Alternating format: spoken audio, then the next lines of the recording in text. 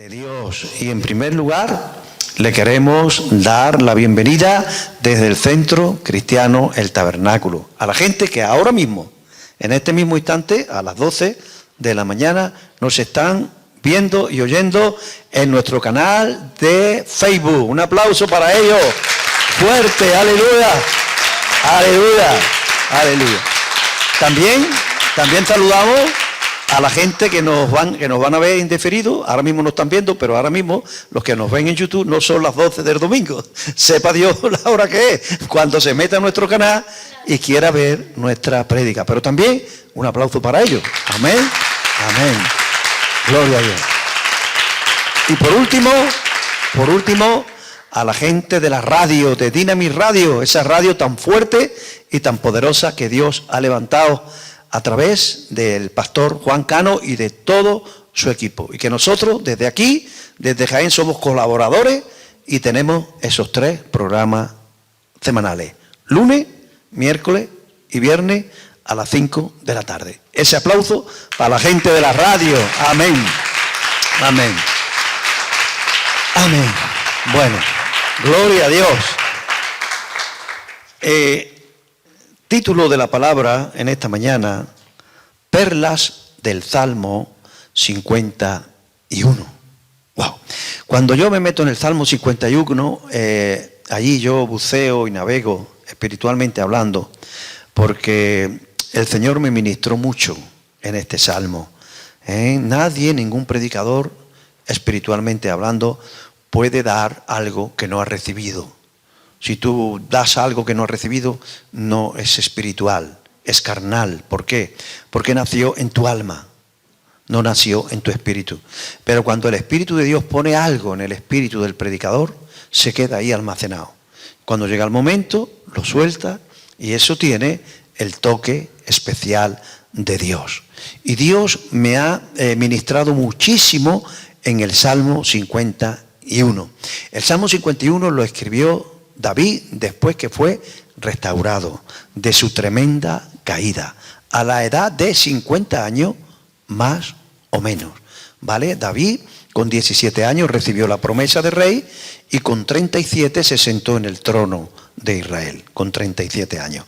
A los 70 años murió siendo joven, 70 años, hace ahora 3.000 años aproximadamente.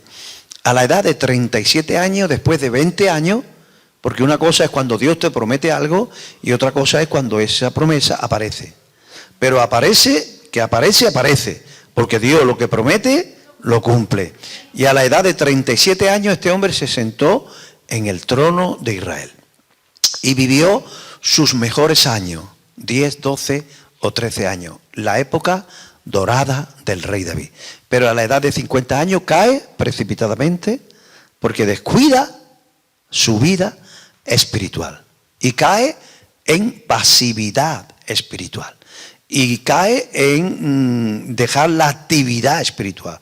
Nunca deje de estar activo en las cosas de Dios, en todo lo que pueda usted activo, porque cuando estamos pasivos en el espíritu aparece la actividad de la carne, ¿vale? Cuando alguien dijo una vez, cuando tú no quieres trabajar para Dios, el diablo te da trabajo.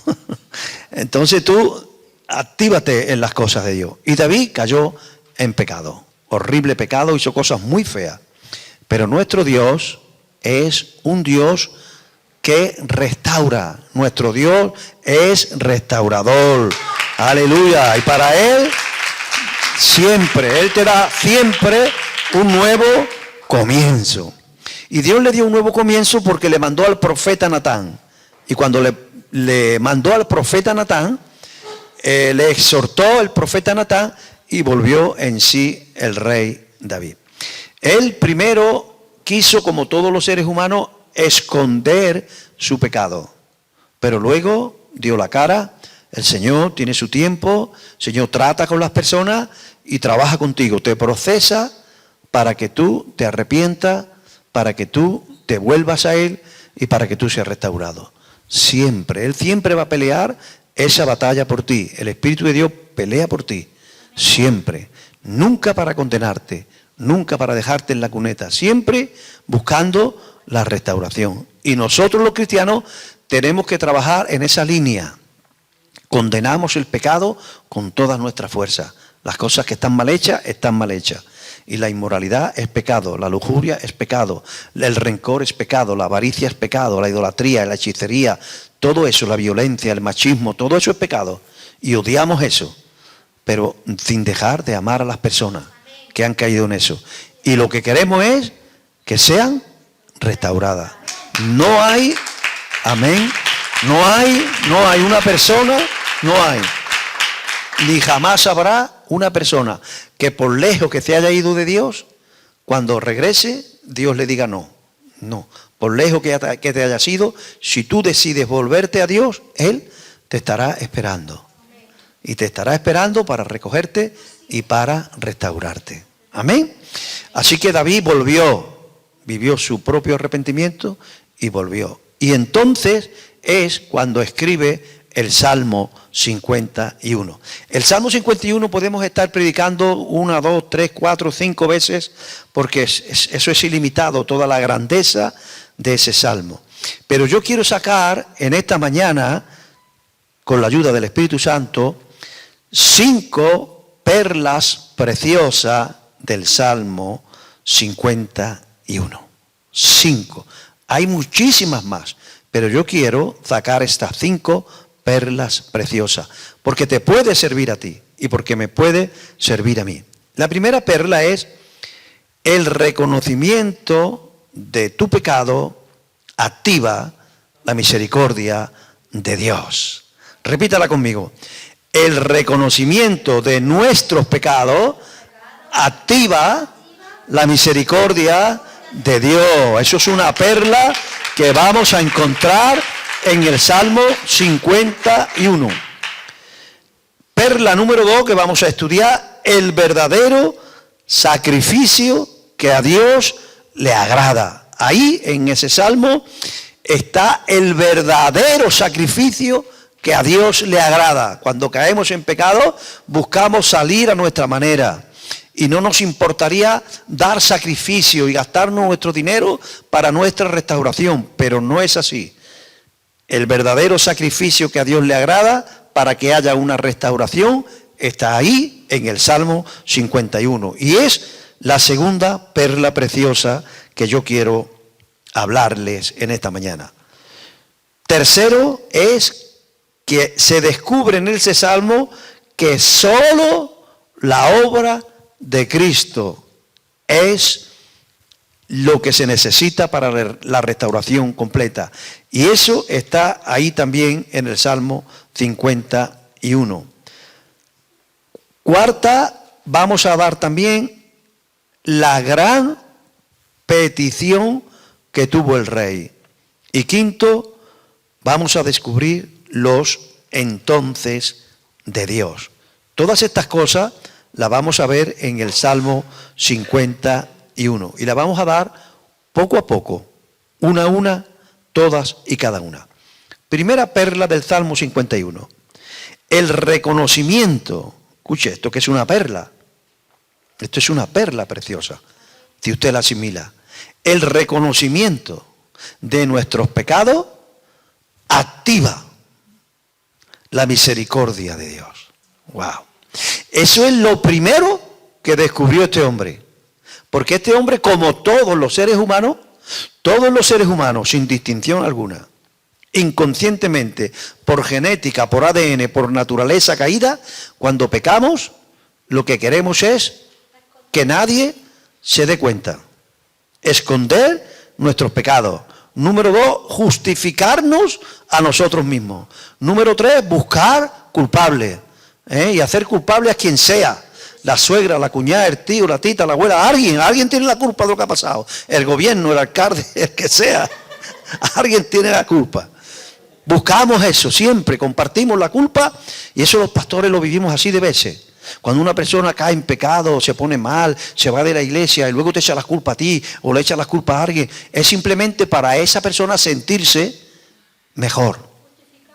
Porque si yo hago algo malo, tengo dos opciones, o lo reconozco y entonces me siento mal y me sano, o si quiero evadir ese sentimiento, busco a alguien o algo en el cual hacerlo responsable.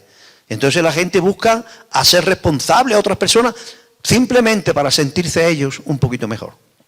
Y eso a los pastores no lo hacen así, y me imagino que los pastores también harán cosas así, ¿no? Cuando cometemos errores, buscamos a alguien a quien echarle la culpa para sentirnos un poquito mejor. Pero es ficticio, porque es una mentira. No es así. El responsable ha sido tú. Y si quieres sanarte de verdad, aunque cuesta, aunque duele y aunque ninguno nos gusta, reconócelo. Porque el reconocimiento de nuestros errores y de nuestros pecados activa la misericordia de Dios. Y eso se ve en el Salmo número 51, versículo 1, versículo 2 y versículo 3. Ten piedad de mí, oh Dios, ten piedad de mí, conforme a tu misericordia, conforme a la multitud de tus piedades, borra mis rebeliones.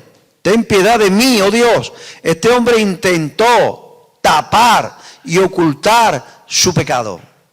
Trató de esconder su pecado.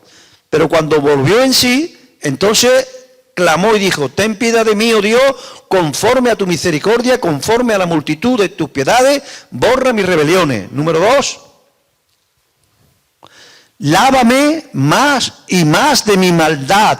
Esto es lo que sucede cuando uno reconoce que necesita limpieza y que clama por limpieza. Y Dios ha provisto la forma de que su sacrificio en la cruz nos limpie de todo pecado. Lávame más y más de mi maldad y límpiame de mi pecado. Esto es lo que él pedía. Y en el verso 3 está la condición que él por fin ha cumplido, porque yo reconozco mis rebeliones y mi pecado está siempre delante de mí. Mira, cuando un hombre peca, cuando una mujer peca, estoy hablando de un cristiano o de una cristiana, los del mundo pecan y ni siquiera se dan cuenta. Cuando yo era inconverso pecaba y me reía, yo no sabía ni pecado, eso es una tontería que se han inventado los curas y las monjas. El pecado no existe, tú tienes que hacer lo que te dé la gana. Cuando uno está en el mundo, peca y ya está, no siente nada. Pero cuando uno es cristiano y peca, cae en pecado, inmediatamente se desata una guerra en el mundo espiritual.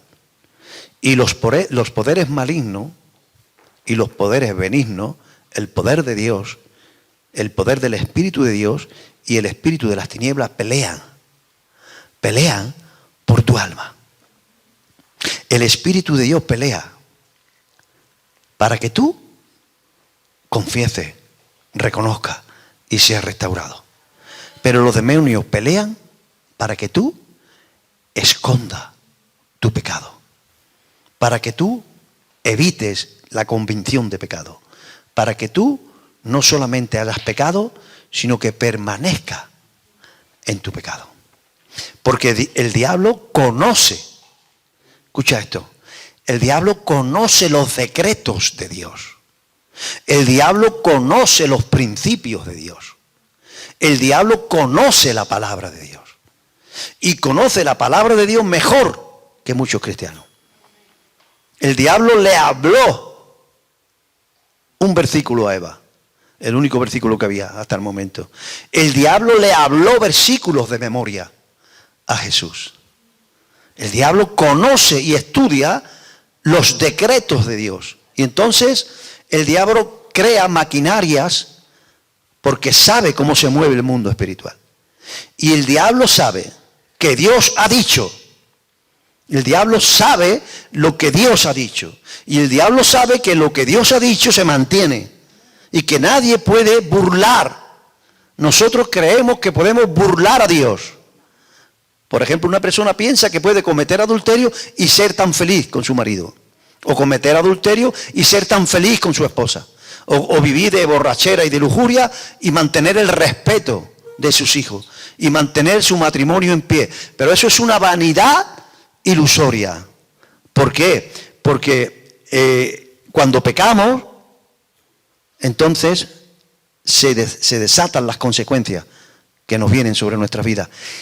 Y entonces el diablo conoce los dichos de Dios. Y Dios ha dicho que el que peca y esconde su pecado, está hablando de los cristianos y de las cristianas, no prosperará. Si yo soy pastor y caigo en pecado y me da vergüenza que la gente lo sepa, y lo que hago es esconder mi pecado y dejarlo vivo en mi alma, entonces inmediatamente viene sobre mí el decreto de Dios. ¿Cuál es el decreto de Dios?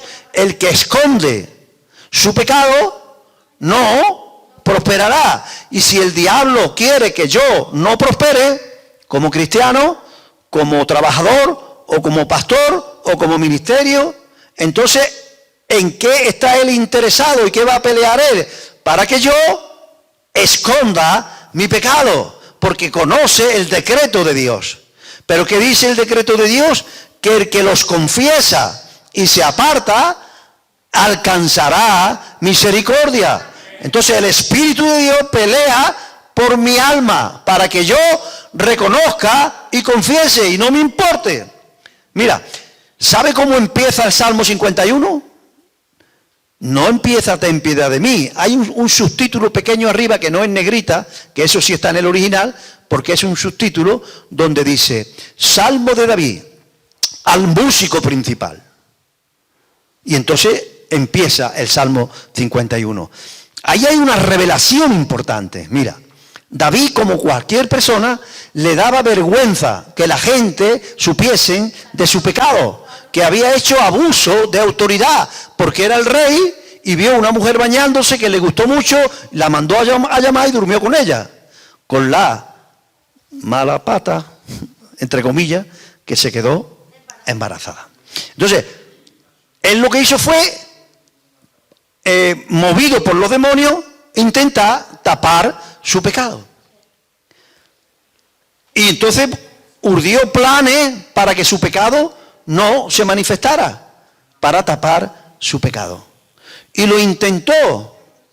Y lo único que estaba haciendo es que ese pecado estaba echando raíces, ¿vale? Pero el Espíritu de Dios peleó por él. Esa es la pelea del Espíritu de Dios por ti. Él quiere que tú reconozcas que lo que has hecho no está bien y que no pasa nada, que no culpes a nadie ni a nada, que te culpes a ti mismo y que venga buscando justificación, la de Dios, la que Él te justifica. Y por fin Él cedió a todo esto y cuando vino el profeta Natán, reconoció su pecado y entonces dijo, ahora sí, reconozco mis pecados, ten piedad de mí, oh Dios, porque yo reconozco mi pecado. Mira, hay otro decreto en la palabra de Dios, que cuando uno peca, una persona peca, un cristiano, una cristiana peca, el Espíritu de Dios pelea por ti para que tú te rindas, te emblandezcas delante de Dios y gimas delante de Dios. Y el espíritu de las tinieblas están peleando por ti para que tú te endurezcas. Y dice la Biblia que la persona que ha caído en pecado y se endurece delante de Dios, lo único que está haciendo es acumular ira para el día de la ira y juicio para el día del justo juicio de Dios. Y los creyentes que pecamos y no reconocemos nuestro pecado, endurecemos nuestra vida. Y se va acumulando. E intenta salir de ahí de una manera que no es la correcta. Otras maneras que tú te inventas, de la misma manera que inventó el rey David. Y no consigues nada. Puede ser cambiándote de iglesia, puede ser cambiándote de amistades, puede ser cambiando de hábitos, puede ser 1000 cosas. Pero solo hay una manera de salir del pozo, ¿cómo lo llama David? Cenagoso. David cayó en un pozo cenagoso, en un pozo de ciénaga, en fango. Porque cuando uno cae en pecado está como en fango, como en ciénaga. E intenta salir. Y él intentó salir tapando su pecado. Y al final dice, voy a matar al marido y ya me caso con la viuda y ya digo que el niño es del marido, que ya está muerto. Ciénaga, fango. Y te va hundiendo cada vez más. Menos mal que el Espíritu de Dios te envía a tu ciénaga al profeta Natán. Te envía un profeta, te envía a alguien, te envía una palabra, te envía un sueño, te envía a un hermano, a un familiar que te dice la verdad y que te dice que has caído, pero que nuestro Dios es misericordioso. Amén. Y entonces descubre la primera perla preciosa, que el reconocimiento de nuestros pecados activa la misericordia de Dios. Perla número 2, 51, 16 y 17. El verdadero sacrificio que a Dios le agrada. Porque David descubrió, lo bueno del Salmo 51 es que es su experiencia. Todo lo que él vivió. Y luego, como él era un cantor espiritual, un salmista, todo lo dejó en ese precioso salmo. Él pensaba que solamente era para él expresarse, pero era Dios dejándolo ahí plasmado para todas las generaciones que vienen. Por eso es que él a lo primero quiso tapar su pecado, pero después ya cuando reconoció que no había otra manera, escribió el salmo y que dijo al músico principal. ¿Sabe lo que significa eso? Cuando un salmista de los salmistas de Israel escribía una canción o un salmo, a veces lo dejaba en el anonimato, o a veces lo cantaba él solo, pero a veces se lo lanzaba al músico principal para que le pudiese música. Y entonces el coro gigantesco de la nación de Israel cantaba ese salmo.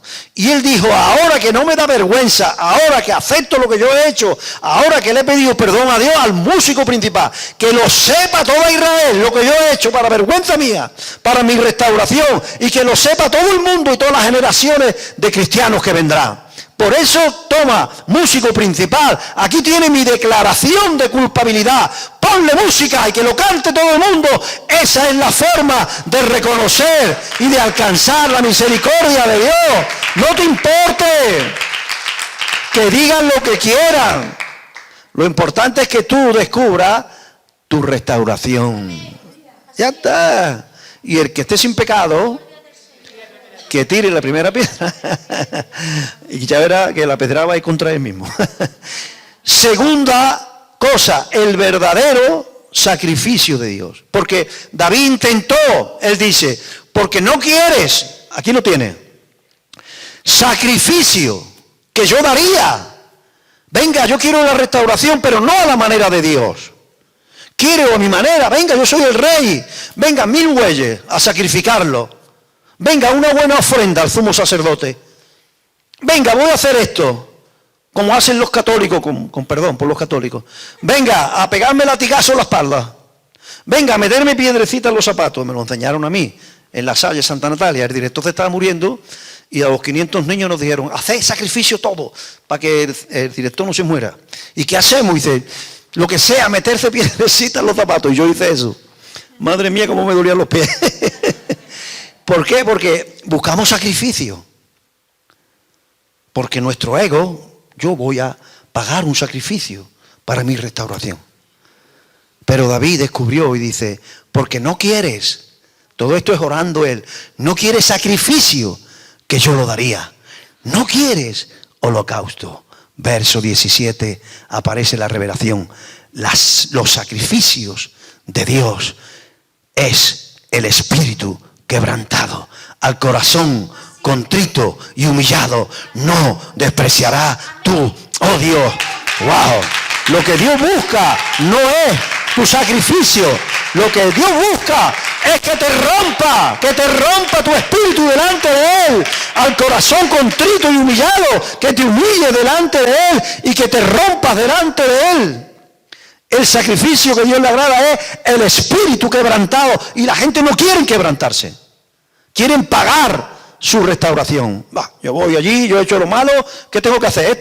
No, la manera de arreglarlo es que te escondas con Dios y que te rompas delante de Él. Y te digo una cosa, no lo haces y no queremos hacerlo porque sentimos vergüenza, pero no vas a salir avergonzado. Dios no te va a avergonzar, te va a dignificar, te va a hacer digno. Él buscó a Adán y Eva, y Adán y Eva huían de la presencia de Dios, porque se creía que Dios iba a humillarlo, iba a avergonzarlo, iba a acusarlo, iba a azotarlo. ¿Y qué hizo Dios? Mató a un animal o a varios animales y le hizo túnicas de pieles y los dignificó. Aleluya. Él te espera en el quebrantamiento para hacerte digno de su restauración. ¿Qué pasa? Que nosotros no queremos. Y David tuvo que descubrir eso. Al corazón contrito y humillado no despreciarás tú, oh Dios. Yo no sé si usted está de acuerdo o no con lo que voy a decir ahora. Yo no lo sé. Pero yo he escuchado gente decir, parece un disparate, pero no lo es. Y a lo mejor llevan razón. No lo sé, yo te lo digo y tú lo aceptas o lo aparcas, como tú quieras. Pero hay quien dijo que esto es, entre comillas, la debilidad de Dios. Que Dios no puede soportar a un corazón contrito y humillado sin atenderlo y sin besarlo. Es como una debilidad, entre muchas comillas. Dios no tiene debilidades, pero hablando en el lenguaje humano, es como una madre que es débil y el niño le pone carita de puchero y le dice, lo siento mami, he partido un plato y una taza, y la madre dice, ay mi niño, si es que no, ven para acá, anda. Es una debilidad, entre comillas, que tiene Dios. Al corazón contrito y humillado no despreciarás tú, oh Dios. Contrito significa al corazón que está triste por lo que ha pasado, que está triste por haber defraudado a Dios. La Biblia dice que hay dos tipos de tristeza. La tristeza según el mundo, que esa produce muerte, produce depresión.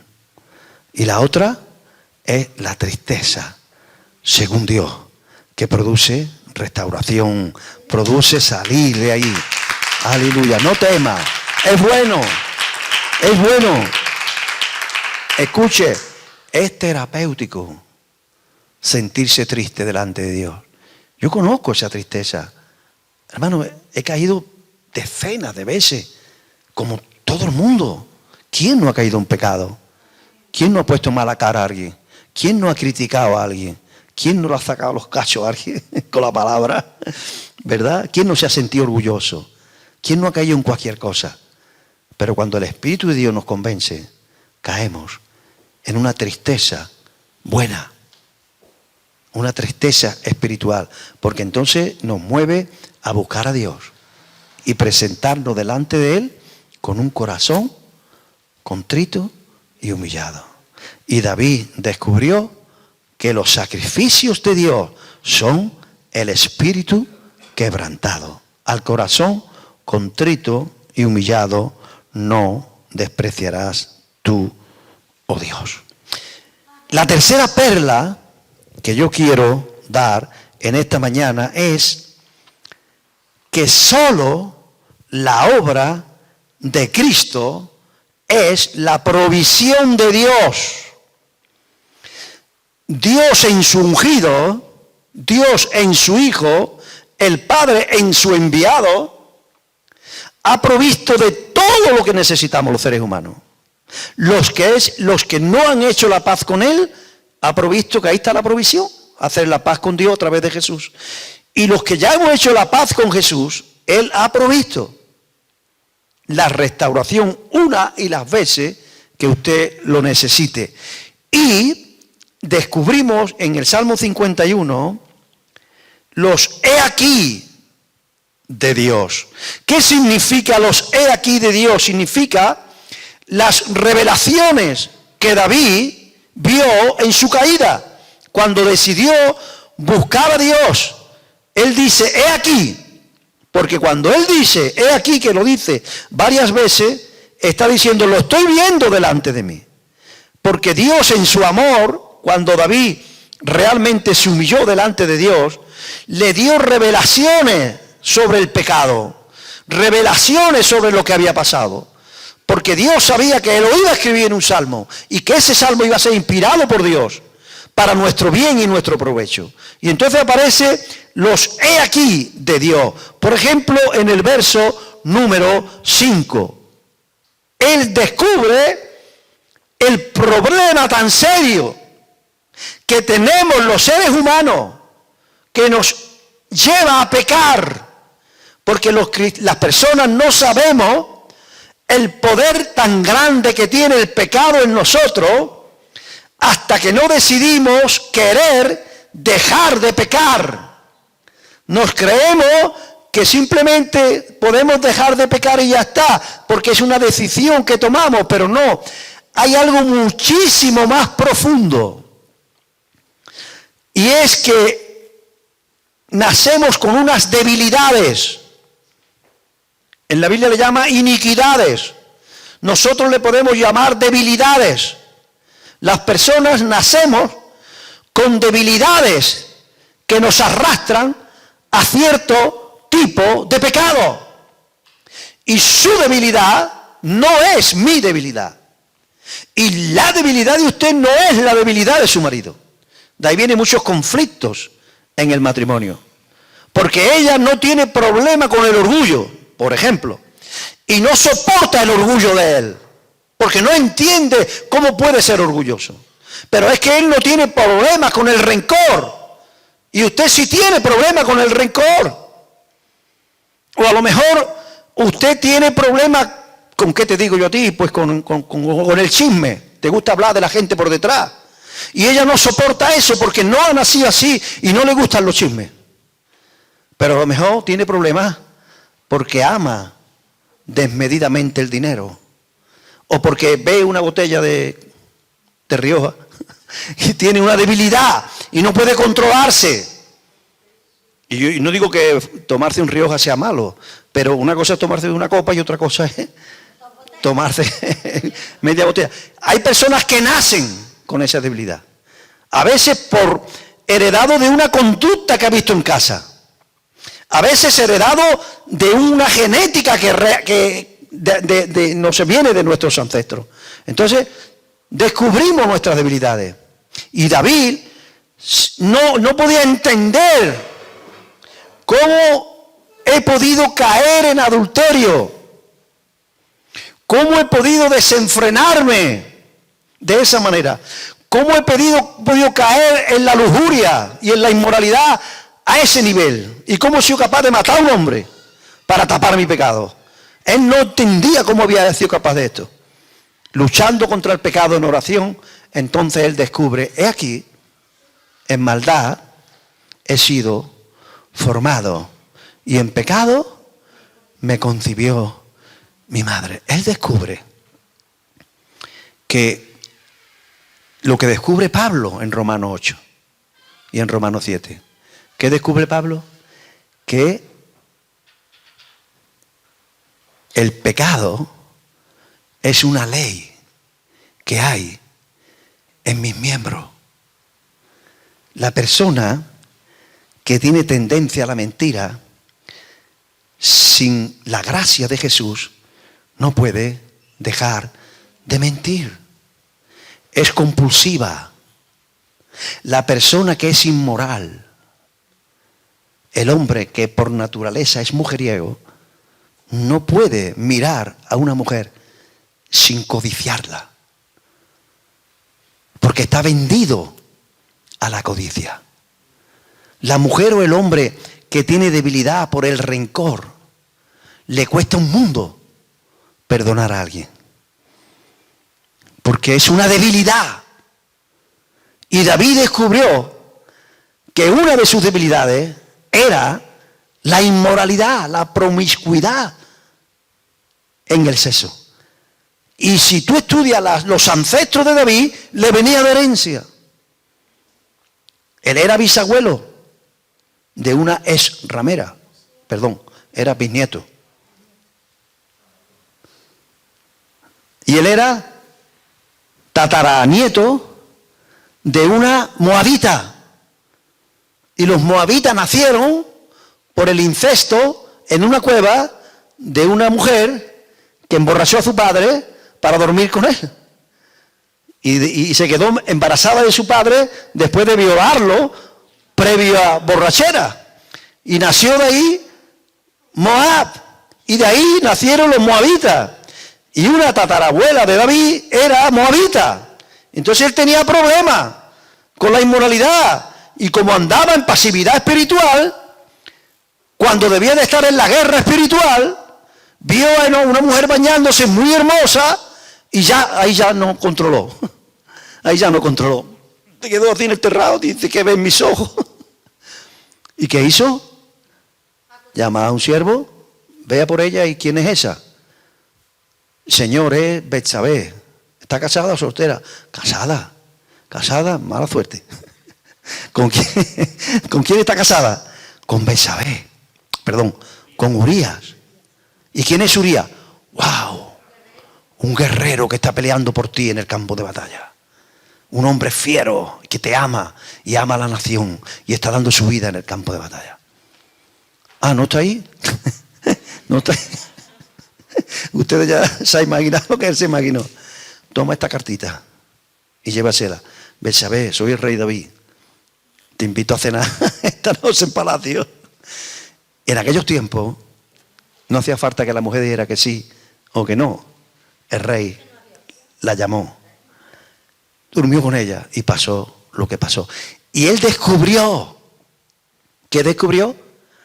Que ese problema que él tenía era mucho más serio de lo que él pensaba.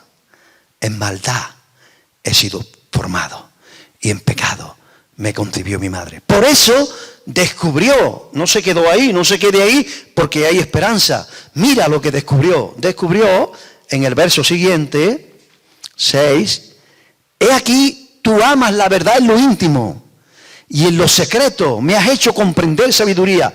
Cuando tú en lo íntimo delante de Dios te sinceras con Dios, verás la solución que Dios tiene para tu pecado. Pero Dios ama la verdad en lo íntimo. Por eso mi mensaje se llama perlas, porque esto es una perla. Cuando tú ves que Dios no ama las medias tintas. Porque cuando caemos buscamos medias tintas, sí, pero no estuvo tan mal, y Dios sabe por qué lo hizo, y no sé qué, y yo sé que me indujo la otra que me lo dijo, y el otro, y busca uno, medias tintas. Pero David descubrió y dijo, he aquí, tú amas la verdad en lo íntimo, sé sincero, sé sincera que no va a pasarlo mal. Te lo aseguro que Dios no te va a maltratar. No te va a hacer violencia en tus emociones, te va a rescatar. Pero tienes que ser sincero, porque tú amas la verdad en lo íntimo. Y en lo secreto me has hecho comprender sabiduría. Mira lo que comprendió en secreto. Adelante. Purifícame con hisopo y seré limpio.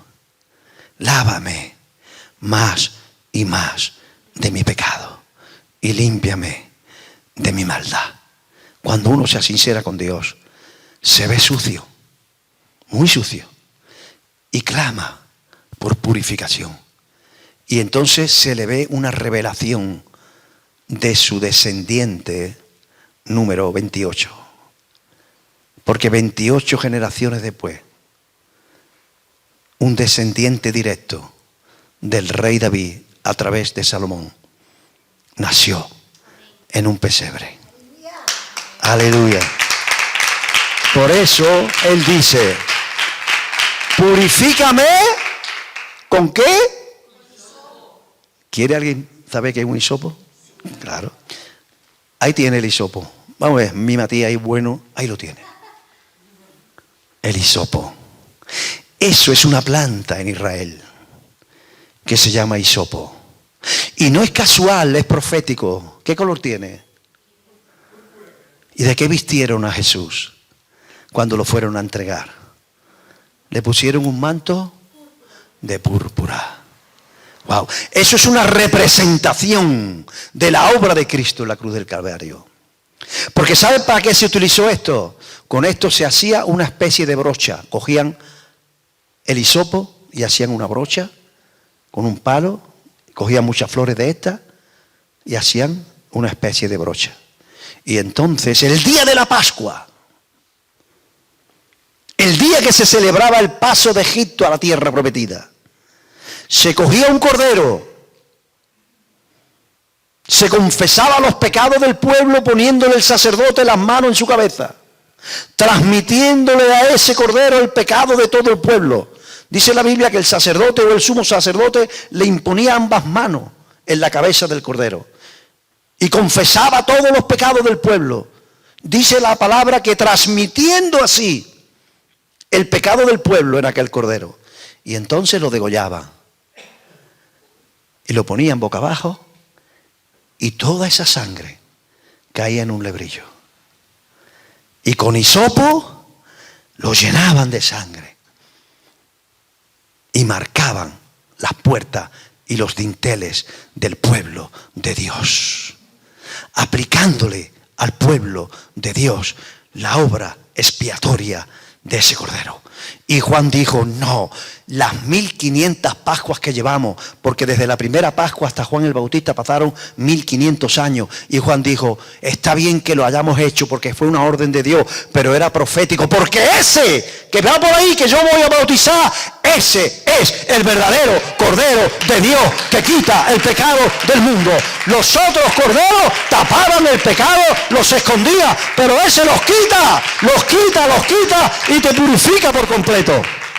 Y David, 28 generaciones antes, 1000 años antes, dice, ay, qué sucio me encuentro un adúltero, un fornicario, un homicida, estoy hasta la coronilla estoy de pecado. Purifícame, aplícame la obra de Cristo, aplícame la obra de mi descendiente número 28, purifícame con hisopo, porque esa es la mejor perla del Salmo 51, que la obra de Cristo y solo la obra de Cristo te puede purificar. Así que ven al Señor, no tengas problemas si has caído. Aquí te presento uno que ha caído un montón de veces y ahí te presento otra y detrás hay 4 y aquí hay otros 4.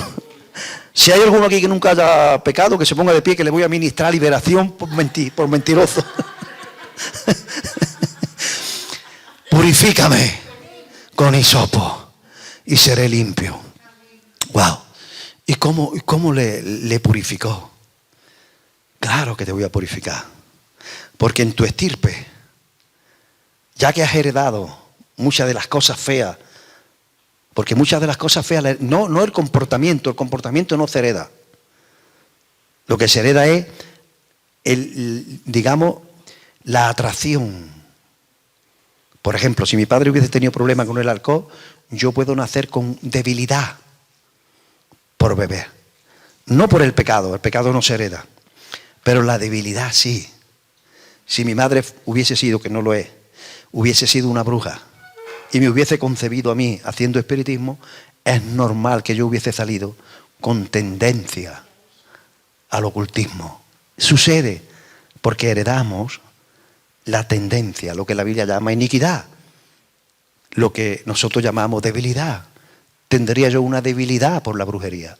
¿Por qué? Porque mi padre hubiese sido, que no lo es, ni lo fue jamás. Si hubiese sido un brujo, mi madre una bruja, ¿qué va a salir?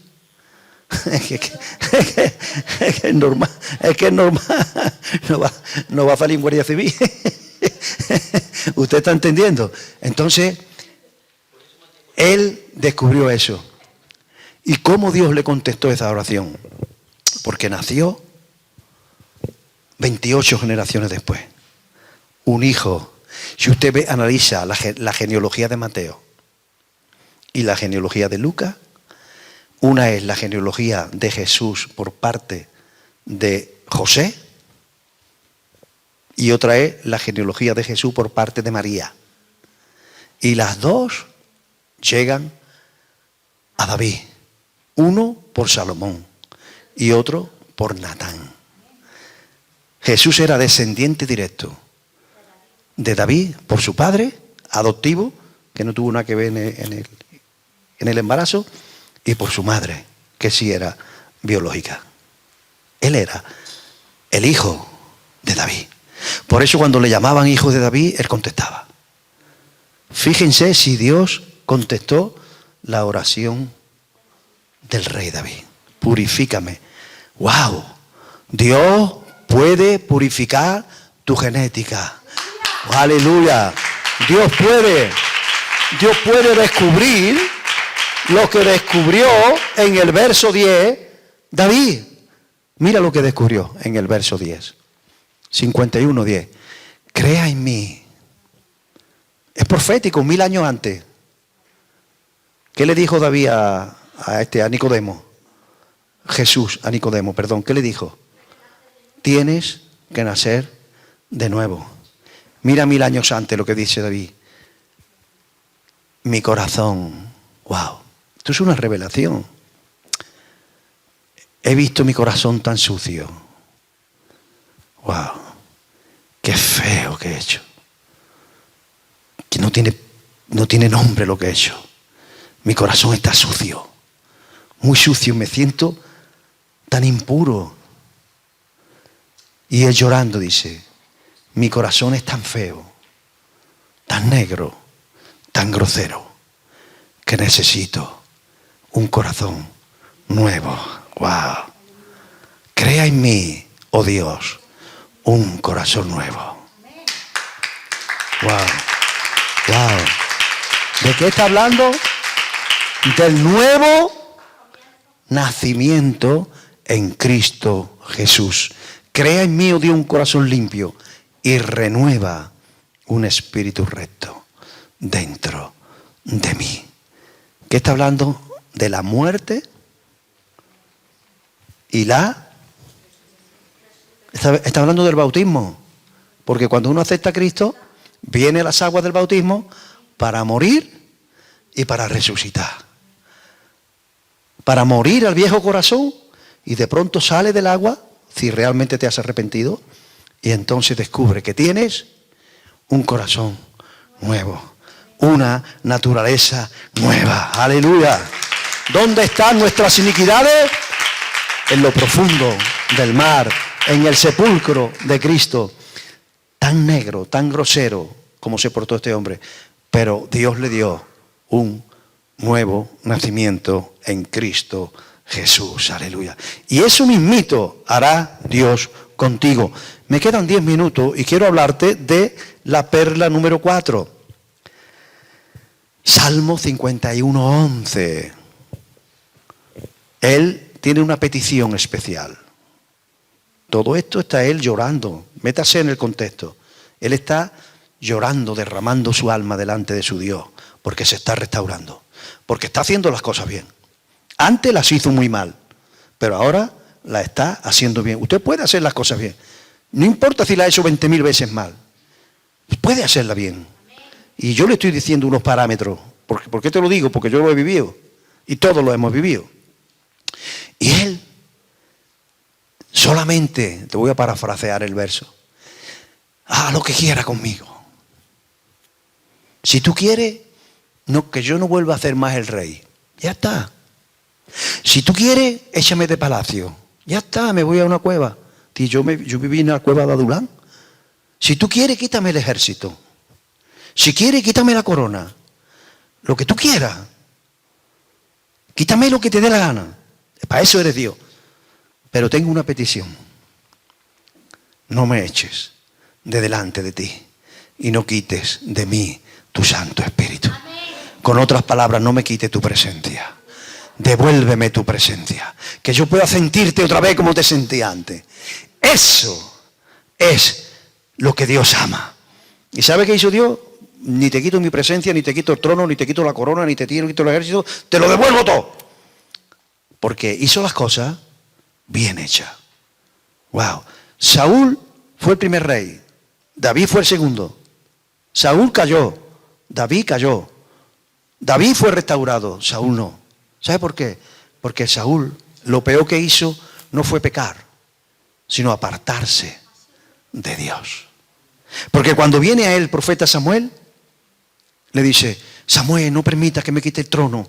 Ora a tu Dios, a ver si a ti te escucha. Y hónrame delante de los ancianos. No me vayan a quitar el trono ni la autoridad del rey. Ora tú a tu Dios. Pero David no dijo eso. David se metió con su Dios. Aleluya. Y le dijo, no me quite tu presencia. Porque eso es lo que él valorizaba de verdad. Y eso es lo que él echaba de menos cuando pecó. La presencia de Dios. Y Dios ama eso. Saúl no quería nada con Dios. Lo único que quería era el trono. Hay gente que quiere el ministerio, pero no quieren a Dios que te ha dado el ministerio. Y esa gente tiene los días contados. Hay gente que ama la unción, pero no aman al Dios que te da la unción. Y esa gente tiene los días contados. Tú tienes que amar su presencia. La presencia de Dios. Wow. No quites de mí tu Santo Espíritu. No me eches de delante de ti. Wow. ¿Sabe cuál es la última? Te la digo de paso y ya terminamos. Mira, la última es los entonces de Dios. ¿Sabe qué dice los entonces de Dios? Que entonces enseñaré a los pecadores tu camino. Entonces te alabaré. Entonces me devolverás el ministerio. Pero entonces, cuando ya he hecho todo esto, y la gente cuando caen, quieren todo lo que han perdido, pero no entran por donde tienen que entrar, y no llegan al entonces, porque quieren seguir predicando, quieren seguir con la misma unción cantando, pero no quieren arrepentirse y derramar su alma delante de Dios y buscar a Dios de verdad y contritarse delante de Dios y romperse delante de Dios. Y no, los entonces aparece cuando tú y yo hacemos las cosas bien.